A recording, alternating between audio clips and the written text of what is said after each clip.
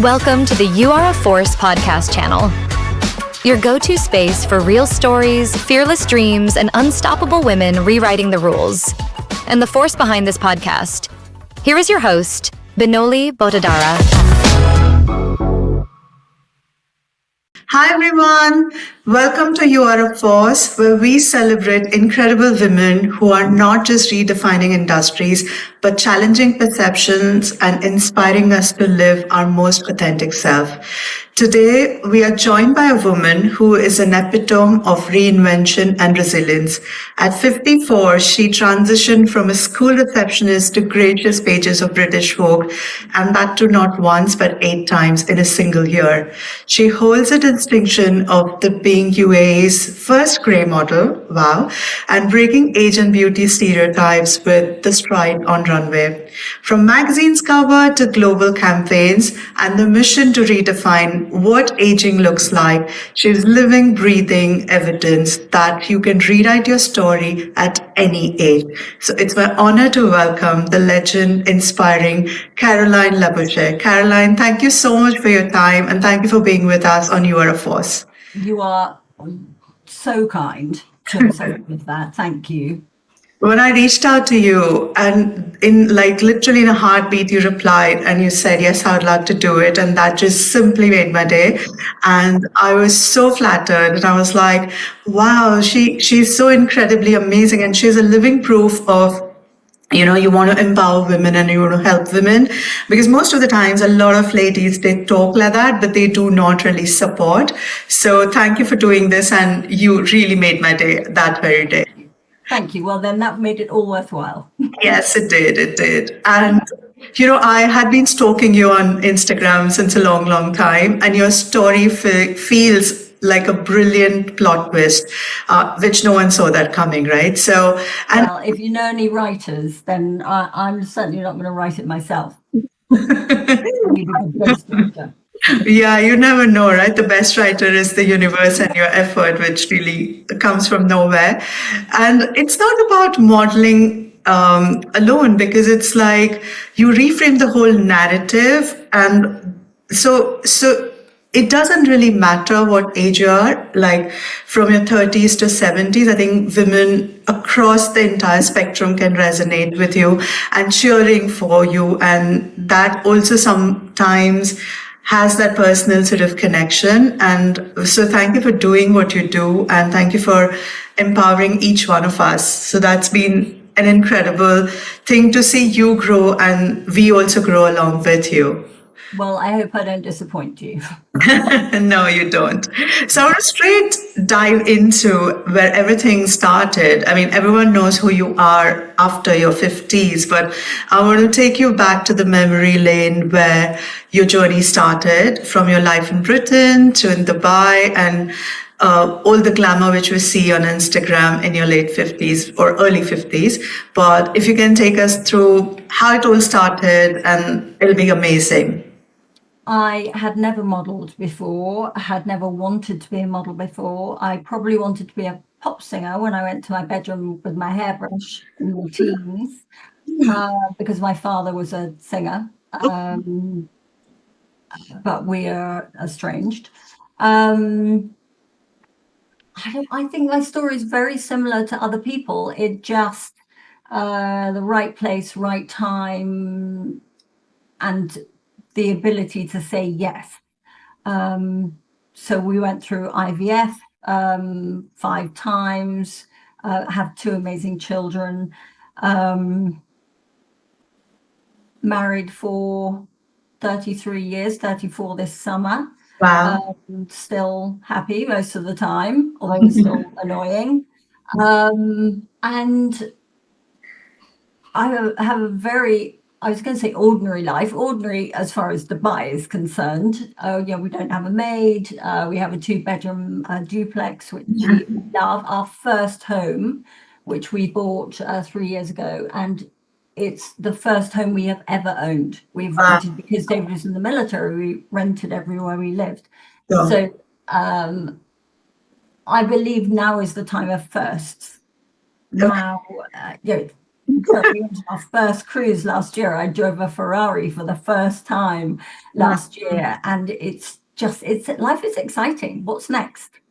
That's amazing. And how did you stumble upon this opportunity? Because I believe when you went to Dubai and someone asked you to actually fit in and to maybe the color your hair, and you didn't do it. So how did you stumble upon this opportunity? And then how did it all start?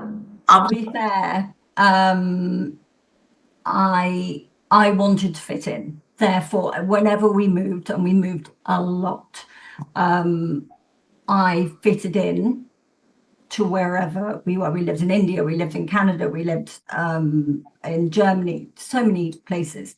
Right. And so when I arrived here, and the women I was meeting saying, "You can't be grey here." I had short, very short grey hair, and I wanted to fit in. So it was my choice, to be fair. Sure. And so I dyed my hair blonde. But I'd been through that whole X number of years, dyeing it, letting it go grey, dyeing it, letting it go grey. And I just got bored after a while, and I was finding my feet. And so I just decided Mum was grey. She'd been grey since she was in her 20s. Okay. And so it had always been okay. And one of her friends was the most beautiful woman, one of the most beautiful women I've ever seen, who had white hair. She always had it pulled back tightly, and she was absolutely stunning. So it wasn't a bad thing. I just wanted to fit in when I got here. So then I found myself again to a certain extent, and started the journey of going grey again. Okay. And you've actually made that as your personal brand, isn't it? Like the silver hair, laughter lines, unfiltered but confident, you know. So what I mean, it's amazing. It's easier said than done because you also need to, you know, manage the perception and the way people react and sometimes ignore the noise. So what's the biggest lesson for biggest lesson in being unapologetically you? And because the whole anti-aging market is around 67 billion, and the brands are making money on that, and we live in the youth and the filters, and we live in this world where it's fake. So it's not really easy to actually be your own self. And so how have you actually dealt with being unapologetic, or you know, handle that sort of weird reactions from people? Well, to start off with, honesty is my thing. And I have had a facelift. That is on my page. I didn't know if you knew that or not. I do have Botox, so you shouldn't be able to see too many laughter lines. But it's my decision to do that. Yeah. And I feel very strongly that if other people want to do that, if they can see that I've had a facelift and I don't look like a weirdo, and I don't look like I'm trying to be 20, then maybe that's something they want to do. If they don't and they are happy, that is the most important thing. But please go and find someone else to be mean to. I mean, it's so unnecessary. If you don't like it, then go away. It's me. I don't want to look 20. I don't want to look 30. I'm happy. Yeah. Yeah. But I don't want to get more wrinkly for the next 40 years. I'm going to be out there doing stuff. I look after my body. I look after my brain. I sleep. I do all of those things. But my skin is letting me down. And my skin is what I guess I abused as a young person, being in the sun. And therefore, I'm paying for it now, and I'm choosing to do something about it.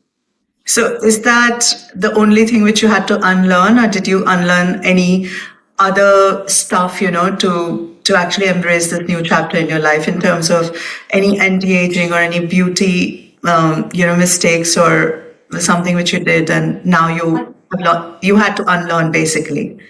I think women's prejudice is something that I'm still learning, because my grey hair, they say, well, if you're going to have a facelift and if you're going to get your nails done, why are you letting yourself go grey? Well, to me, it's not that. Yeah. I don't understand. It's a hair color and it changed and I let it change. Yes. And no, I guess my face isn't natural, but it's taken me back. I think it's even better, or just stopped where I am Yeah. rather than continuing. But I think women are mean to women, and especially if somebody messages me and says, I want to go grey, but my friends are all telling me not to. Wow.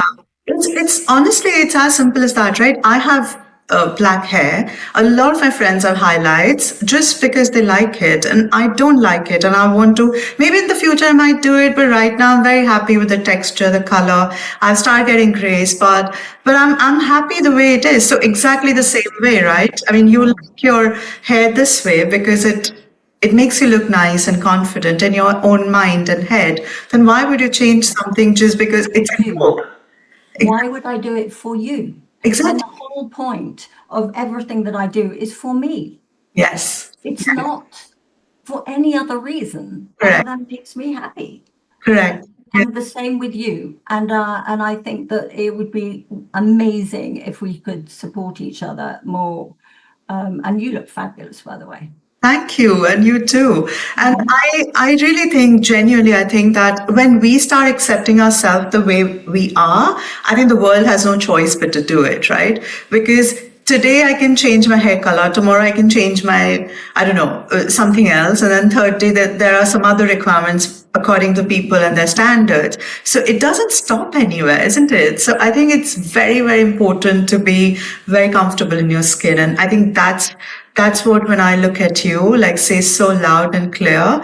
And that's something which most women actually would love to learn and embrace from your journey. So, But that is the criticism. That's where the criticism comes from, that the belief from other women is that I should be happy to be 60. I should be grateful to be 60, and I should accept my body as it is. So that is their argument. Why? That's your belief. correct. I hear you. I hear you. That's your belief. Very true. And you've always said that, you've been more confident and powerful than you were at 25, And so why do you think that the brands actually are chasing when, you choose to actually model? I mean, they can have a younger model. Then why do they actually, what's the magic ingredient that they chase you, like Tiffany's of the world or whoever you've collaborated with? So what's that one thing you bring on the table which the others don't? I was going to say, first of all, that the creatives are young and they tend to choose young people. I don't get chosen over a young person. I get chosen in addition to.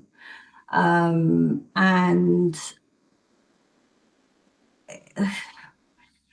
the world has not changed enough for us to be on billboards instead of young people, even though, as you mentioned, that my age has so much more disposable income, but still it hasn't shifted that much. Because women of my age are not in those companies Yeah. as much as the youngsters. And the youngsters are all there. Yeah. Have they looked at my stats? Have they looked at the average age of my followers is 30? They just assume, they assume that, we're all in the same boat and we're all Yeah. Yeah, yeah. So can you share us like a moment where initially it felt like a disaster, but it actually redirected towards something even better, and then you're like, thank God that happened. I was engaged before I met my husband, and he actually cancelled the wedding 2 weeks before the wedding. And we had 350 people coming to the house. for the wedding, and everything had to be cancelled. And I still thought we were supposed to be together. You know, I don't know, is it better the devil you know? Is it? So many women do that. Yeah. And the more somebody doesn't want you, the more you think they're it. Anyway, so I thought we were supposed to be together still. And then I went to a dinner party in Cambridgeshire and met my husband. And the day after I met him, I went to see that guy and I said, I've met the guy I'm going to marry. And I didn't think about him again.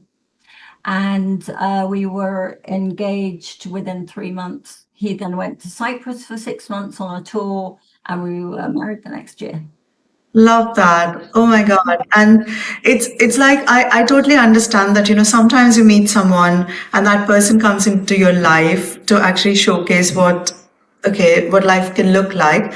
But when that person actually exits, that's when you start reflecting that, you deserve better. And so many women, I mean, I personally know so many women, they just went for a safer choice and they knew that they deserve something better, but they didn't want to be lonely. They didn't want to, or they were just too emotionally invested in the man than themselves. And I think it's the whole narrative. Like, I'm single and I've always been asked that, oh my God, like, it's not that I don't want to be married or I don't want to have a partner, but my mom always told me that be with someone who deserves you, not the way you deserve him.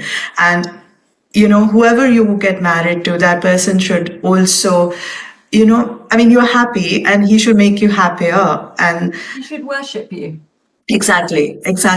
And most of the times, most men, they're atrociously insecure, and that's my dating life has been. And sometimes, they would just, in a joke, they would say, "Oh my God," but there is some sort of truth in the joke they say.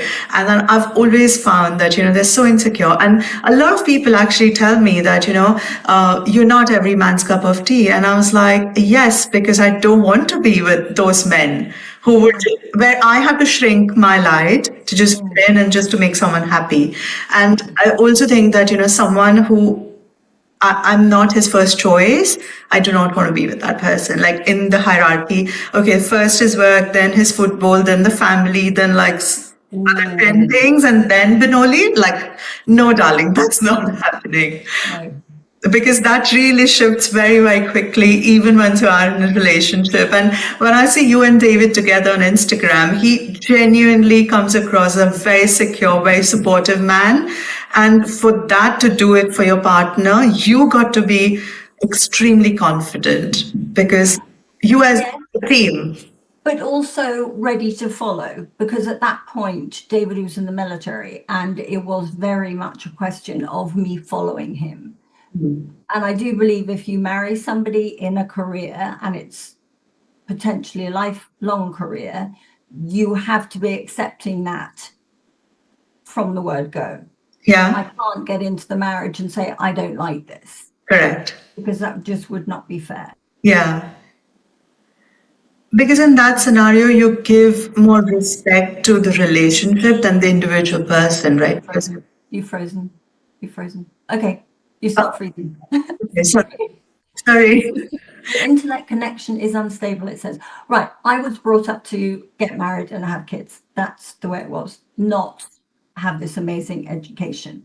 Yeah. And so it all worked out incredibly well. I met David. He was going to then be traveling all over the world. He was going to be going away a lot. Therefore, I was going to have to run the house and look after the kids. He went away for 10 months when Mimi was 2 weeks old, and he didn't come back for 10 months. Wow.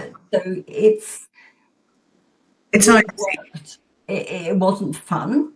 Yeah. So it's the way that it was, and it's, it was our life, and now we're out the other end. Yeah. So if you were to give me any tip today, or anyone else for that matter who is actually looking for the partner, what are the 3 things you would say which are a must-have, or like you said, he should worship you, but any other like secrets you would like to tell? He's got to be kind. because you're gonna argue. You're gonna have disagreements. There are going to be times when you just think, do I want to be with this person? Am I never going to snog a man and have that incredible butterfly feeling that you only ever have in your young life? Yes. Am I never going to have that again? Doesn't mean say I don't get butterflies when I haven't seen David for a long time, but you will never have that feeling again. So I think in the majority of marriages, you go through that thought process, but the grass is not greener. David is a phenomenal man. He's a good man. He's a strong man. He's a leader of men. Right.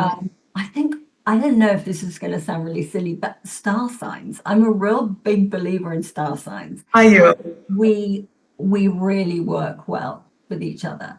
And there are other signs that I don't work well with. So I'm very lucky I found an Aries. But I wasn't looking for an Aries. I'm just saying that It just happened. Yeah. it just happened. And It's written in the stars. I'm surrounded by Aries. I have so many Aries in my life. Oh, okay. I did go and see a tarot card reader actually, a long time ago in my 20s, and it said, it did mention the name David, and it mentioned somebody to do with law and order, tall and dark. And it was one of those things, and I just put the paper away. And years later, I didn't even know a David then. Now I know David the window cleaner, David the plumber, David my husband, David the neighbor. So yeah, it was meant to be. Wow. And you said, you got lucky, but he got lucky too, right? I think women just tend to give a lot of credit to the luck and they're just very humble. But I think he's very tolerant, actually. I'm sure. I think it's not an easy thing to actually be married to somebody for 34 years, right? You have always said that it's never too late, and that's pretty much a message, and it isn't just the caption. So all the women who are listening right now and sitting on a dream where she thinks that she's missed the boat because she is not 30 anymore or not 50 anymore, what is that one thing you would give an advice, and what's that one thing you would really embrace into these women's mind? Was that boat the same when you were 30 as it is now? That's the number one question. What is your passion? Is your passion the same now that it was then? Was it ballroom dancing in your 20s? Have you not done it since then? So maybe that is your passion. But I don't believe that you know yourself in your 20s, 30s, or even your 40s. You only know yourself now. Yeah. When you've been through all the shit, basically, excuse my language, if you want it that badly, you still have time. Correct. I'm in my middle years. I can do anything. I'm fit, healthy. I go for health checks. I really believe that women should look after themselves. It is so important. If we don't look after ourselves, how are we going to look after our families? So look after yourself. Be selfish if that's what you think it is. But it's important. Look after you. If you believe that there's something you still want to do, live life. Don't just sit and wait for life to happen. Don't exist. Live it. Get a vision board.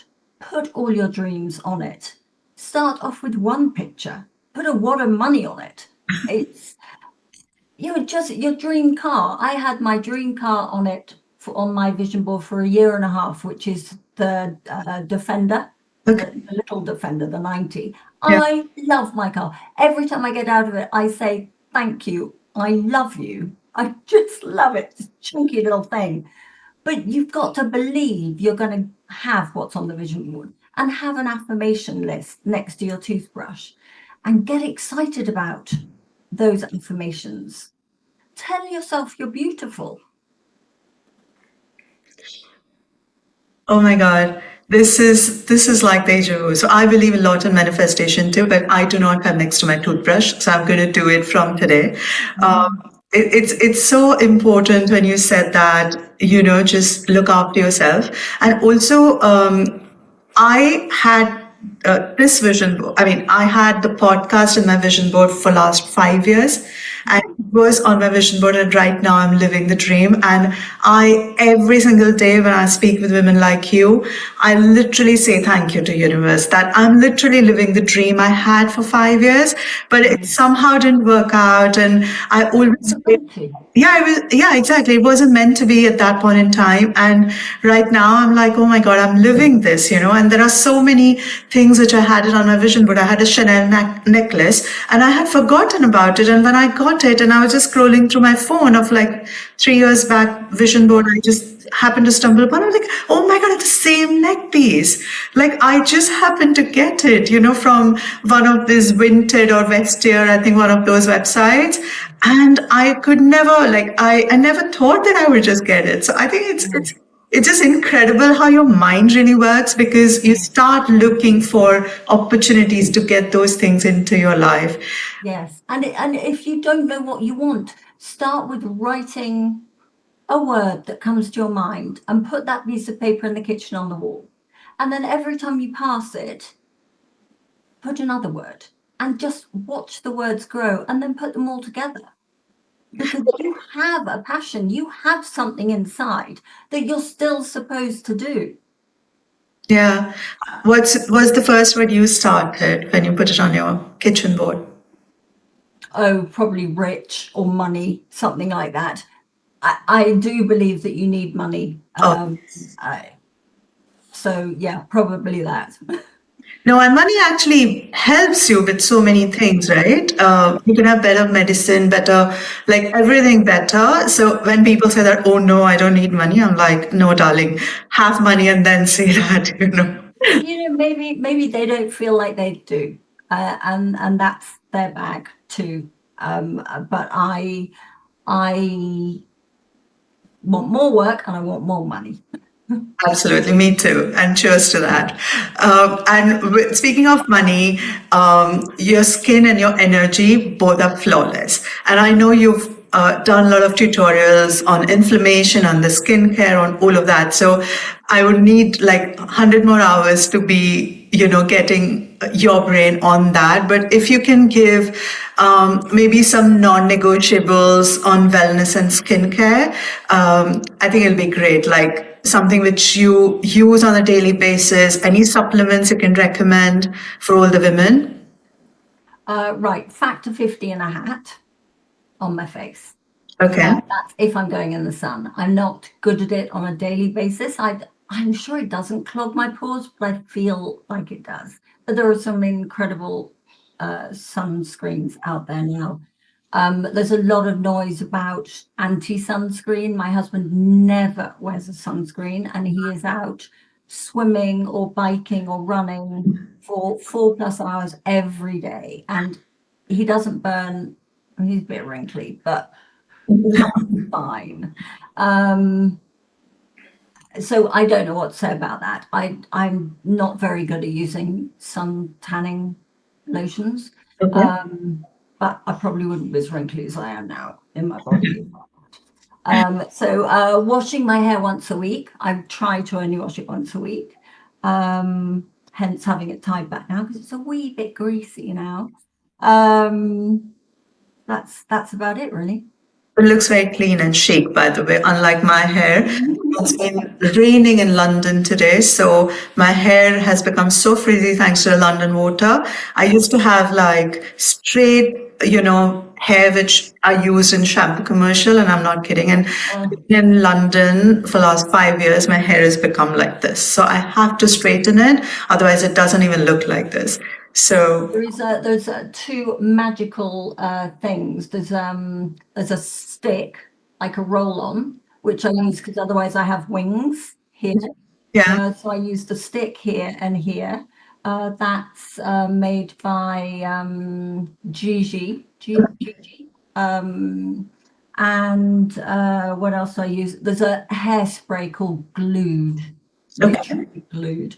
And I spread it on and I do that and it doesn't move. Wow. I'm going to give it a try for sure. I think I get it on Amazon. It's a yellow container and it's called Glued. Okay, okay. And any supplements you would recommend to use? I use Active and Women, and I also use omega 3 because I'm a vegetarian, so the vegetarian version of it or vegan version of it. Anything you would recommend? NAD. Everyone is talking about NAD, and I am taking it. The human trials only started in 2020, so there's a lot of stuff to learn about it. But for longevity, I think it's worth taking a punt on it. Oh, really? Your cells, your brain, it seems to be quite magical. I've had it in a drip. It can make you feel quite exhausted. You have to drip it very slowly, which means sitting there for an hour and a half. And then here in Dubai, if you have that, they then give you an adrenaline shot afterwards. So you're kind of going up and down a little bit. So I'm sticking to the pills and I'm taking a punt on it. Okay. And I wanted to try the lion's mane mushrooms. Actually, someone was recommending that it's really good. Yes, I had that. Now, I did put that in my coffee about 2 days ago because somebody sent me some. And I do have collagen from the same brand. And the collagen is like the jelly that you get, which I Yeah. hate, the jelly that you get when you boil a chicken, the jelly that sits on the top. So it's a really good source of gelatin. Okay. And not like a pill, and it tastes good. It tastes of apple, but obviously you would hate it. But it is a really good, and it's health nag, and the lady Natasha who created it is called the Health Nag, and she nags a lot. She's great, and they have just brought out lion's mane, and literally I tried it 2 days ago, but it sort of separated in my coffee. It wasn't the best Oh, way to do okay. it. Maybe there's another way to actually consume it. Yeah, yeah. I'm definitely gonna just Google it afterwards and ask ChatGPT to perhaps give me opportunity to get it. So maybe on Amazon or maybe, yeah. Yeah. I mean, how do you know if it's any good? I trust Give it health a try. How do you know any of these supplements have in them the Yeah. percentage that they say? And how do you know in all of those? I mean, basically, we have to have something with as few ingredients as possible. Okay, okay. And yeah, once you try, only you would know, right? Otherwise, how would you know whether it's working or not? And it might work. Then how do you know? And then how do you know? If you're fit and healthy and well, how do you know? I think you just need to be aware. I read it somewhere that, whenever you eat something, actually, it was Sadhguru's one article, and I consciously do it. So he said that whenever you eat something, your body tells you, the body talks to you. So listen to your body. And then once you do not feel good, stop it. Once you feel good, then consume it more, right? So I think if you're just aware consciously how you're reacting and how your body is reacting, I think that does also the trick. And how many of us are actually aware? That is a huge thing in itself. And I said to somebody the other day, when you go to the fridge, again, have a pencil and paper. Why are you going to the fridge? Did you pick anything out? Why did you pick that? And what were your feelings when you picked it? Because I will go to the fridge, I'll open it, and I'm the one that does the shopping. I'll look in it and there is nothing that I feel like. And so I walk away. Mm-hmm. But for those that go to the fridge and take something out, why? Wow, that's Boredom. It very often is boredom. But to be aware, as you were saying, is fascinating. It's learning about yourself. Yeah. And I think most people put on weight during COVID, isn't it? And that was just out of boredom because there's nothing else to do. Baking. Yes. Making scones. I never make scones. I know. And I think I also tend to eat a lot when I'm stressful or emotional because it sort of gives you the sugar rush or whatever. So I think I'm going to try that trick too. Like I'm going to ask myself, well, why did I eat that? I think a lot of times it's like 2 seconds of pleasure, but then after that you repent it. But But yeah, so this has been amazing, but I'm not going to let you go before some rapid fire questions. So whatever comes to your Okay. mind, just shoot in. And so one woman you would love to meet who is dead or alive for dinner. Well, I didn't have to think very hard about this, but it's quite a recent person. And that is a young lady who's 27. She's English and her name is Grace Beverley. Okay. And she just is a ball of energy. She is a businesswoman. She has 3 or 4 businesses. She's Wow. just opened her first shop, having had an online store of exercise clothing. And I'm totally inspired by her. I've got a bit of a girl crush on her. And Wow. I follow her and I follow her shop. She has a podcast, Grace Beverley, Mhm. and I would love to have dinner with her. Amazing. I hope this reaches her, and then you both can go to dinner, and maybe then Totally fine. I can be a fly on the wall at that time. Most overrated beauty rule according to you. Washing your face in the morning. Three things you. Never wash my face in the morning. Wow. I think Never. I'm Because I wash it at night time, I moisturize it. It's not dirty in bed. It doesn't need to be cleaned again. okay. Fair. What are the three things you eat every day apart from just the usual stuff?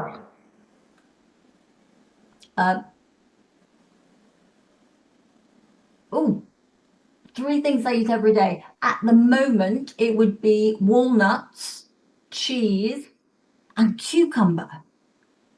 Okay. Thing about cucumber at the moment. I thought you had a thing about Pepsi too, right? You're addicted to. Ah,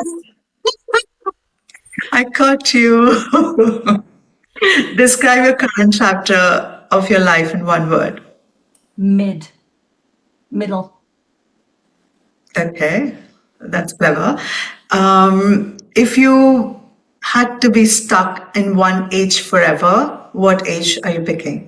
Has to be this one. I'm excited. Yeah, I'm excited for you because it makes me wonder that, how would I be when I'm your age? I think Yeah, that what's going to happen? what's going to happen. Yeah, absolutely. What's the one advice you would give it to your 16 years old self? I don't think you should have regrets. I don't think it serves you to have regrets, but I wish I'd spent more time with my grandmother. And Oh, I wish I had listened to her and asked her more questions and maybe recorded them. Because when they're gone, they're gone. yeah. I think that's one regret I have that all the people I've lost. I really wish that I had more pictures with them. I think that's something, just so close to my heart because I genuinely think that you take pictures or videos when you're happy. No one takes it when they're sad or sad things, most of the times. So I really think that, I should have taken more precious memories and captured them. Mm. And my last question is, what's something about your body and mind at this age or at 60 you wish you knew at 30? I believe I would not be the person I am today if I hadn't been through all the processes I've been through. So I guess I wouldn't change anything. On that happy note, Caroline, this was just not an interview. You have actually handed us a permission to live louder, love yourself harder, and stop apologizing for taking up the space. And to everyone who is listening today, remember life doesn't come with an expiry date or dreams. And it is the reminder that you are 25, 45, or 75, your story is not over. So you've got chapters to write, you've had dance floor to conquer, and the bold lipstick shades to wear because you are a force. And this is not just a podcast, it's a global sisterhood, it's a warm hug, a virtual coffee and slash Pepsi date, and reminding everyone that you are a force. So until next time, stay loud and stay unstoppable. Thank you. Thank you very much. Bye.